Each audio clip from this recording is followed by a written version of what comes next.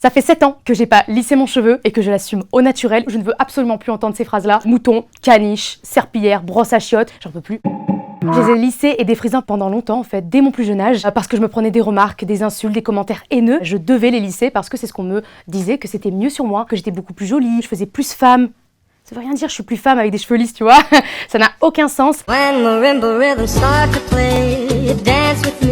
Qui m'est arrivé à l'école quand j'avais une place qui était au début du rang, quoi. On me disait mais Kenza, on peut pas voir à cause de tes cheveux, ou alors on me lançait des stylos pour savoir si ça allait s'accrocher dans ma touffe. Je pense qu'il est le plus traumatisant aujourd'hui, ça a été à la piscine. Au moment de mettre le bonnet de bain, mon cheveu ne passait jamais, il craquait en fait le bonnet, et je me retrouvais tout le temps en fait sur le banc pendant que tout le monde faisait les exercices à la piscine, quoi. Et mon premier petit copain au lycée, quand je laissais mon cheveu au naturel, il me disait mais non, c'est mieux quand tu lisses ton cheveu, t'es plus jolie.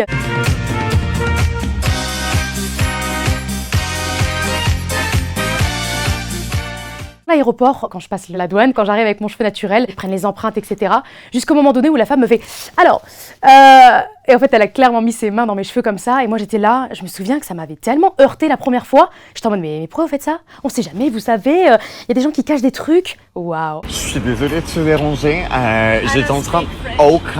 Quand on va dans les grandes enseignes de coiffure, la majorité du temps, on dit désolé, on coiffe pas ce cheveu, ou alors non, votre cheveu il est trop compliqué, allez dans les choses qui vous ressemblent. Non, mais c'est pas notre type de clientèle ici. Et, le plus dur, c'est dans la sphère professionnelle. Où je travaillais en fait dans un hôtel 4 étoiles, je faisais serveuse en fait en gastronomie. J'avais vu une fille avec des cheveux lisses qui avait fait une demi-queue. Et pour le coup, moi je l'ai fait avec mon cheveu naturel. Je suis venue et je me souviens que le directeur, dès que je suis arrivée, il m'a pris à part et il m'a tout de suite dit par contre, c'est soit tu te recoiffes avec un chignon, soit tu viens pas travailler. Je suis allée dans un coaching d'entretien d'embauche. La femme m'accueille, on fait des activités de groupe et de là, on commence à faire donc un fake d'entretien d'embauche. Et à la fin, elle me dit voilà, il faut que je te dise quelque chose. Sache que le jour de l'entretien d'embauche, va falloir que t'attaches tes cheveux parce que tu connais, ça fait un peu sale, sauvage et puis c'est pas très professionnel, quoi. Même coiffé comme ça, je suis totalement professionnelle.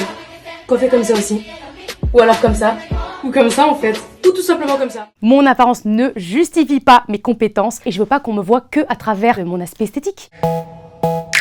I've been told from a young age I ain't never gonna be on front pages. Working jobs I hated just so I can be on top wages. Many different stages. Chaque fois qu'on me dit est-ce que je peux toucher, les gens ils croient que je suis une bête de foire en fait, j'en ai marre, je comprends pas le délire. Encore hier soir, 5 personnes qui ont touché mon cheveu sans me demander. 5. On rentre dans ma sphère intime et en même temps, je viens de laver mes cheveux, j'ai pas envie des mains sales qui touchent mon cheveu. Non, c'est clairement pas cool. Give me that sweet, that boom boom. L'hypersexualisation, quand c'est en soirée, j'ai des remarques du genre tiens, je l'ai jamais fait avec une meuf avec les cheveux comme toi. Ou alors waouh, t'es si exotique, ça te dirait on passe à autre chose ensemble? Ça arrivera jamais frérot, ça va rester dans tes rêves, au revoir.